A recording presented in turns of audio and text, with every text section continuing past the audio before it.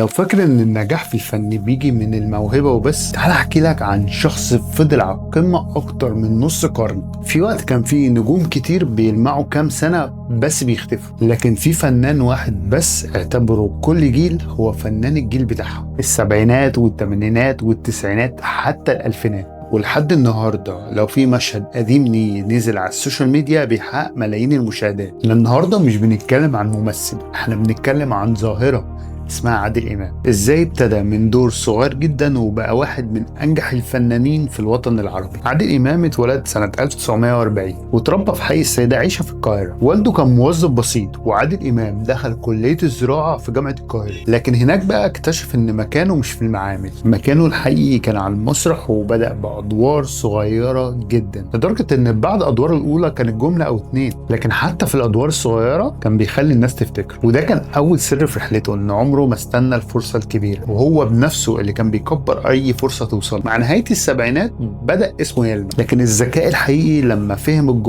الجمهور ما كانش عايز بطل خارق، الجمهور كان عايز يشوف نفسه. فعادل إمام قدر يجسد شخصية المواطن البسيط اللي بيواجه الروتين والفساد والظلم بس بخفة دم وسخرية، زي الشعب المصري كله، ابن نكتة بقى. وده اللي خلى الناس تحس انه فعلا بيتكلم بلسانهم. وبعدها دخل مرحلة جديدة، اشتغل مع الكاتب وحيد حامد والمخرج الكبير شريف عرفة، ومن التعاون ده خرج أفلام كتيرة جدا جامدة زي الإرهاب والكباب وطيور الظلام، النوم في العسل، واللعب مع الكبار. أعمال كانت فعلا بتضحك الناس وفي نفس الوقت بتناقش قضايا المجتمع، وده خلاه مش مجرد نجم شباك لكن فنان ليه فعلا تأثير حقيقي في المجتمع. ده غير بقى ان سنة 83 عمل 16 فيلم في سنة واحدة، وده كان رقم تاريخي محدش عمله في الفنانين تقريبا في العالم. اما بقى عن المسرح فهو حقق ارقام استثنائية، من اول مدرسة المشاغبين وشاهد ما شافش حاجة والواد سيد الشغال وبادي جارد، قعدت سنين طويلة على المسرح. وفي السينما شارك في اكتر من 120 فيلم وقدم عشرات المسرحيات والمسلسلات. ولسنين طويلة كان المنتجين بيعتبروا ان وجود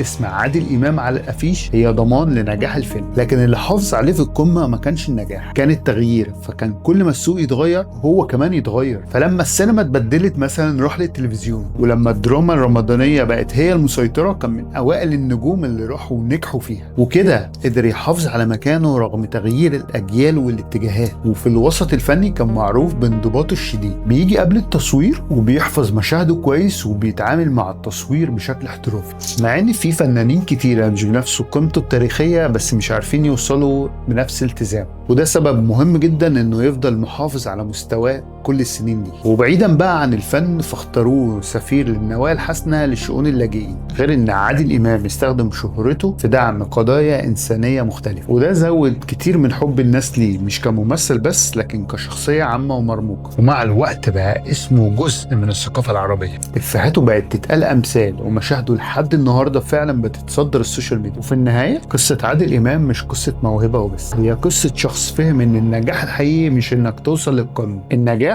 انك تعرف تفضل على القمة دايما. كل مرحلة في حياته كان بيتعلم ويتغير ويواكب الزمن من غير ما يفقد هويته. ودي يمكن اهم درس في رحلته، ان الاستمرارية مش بتحتاج موهبة وبس، هي محتاجة انضباط وشجاعة انك تتطور كل ما الدنيا حواليك تتغير.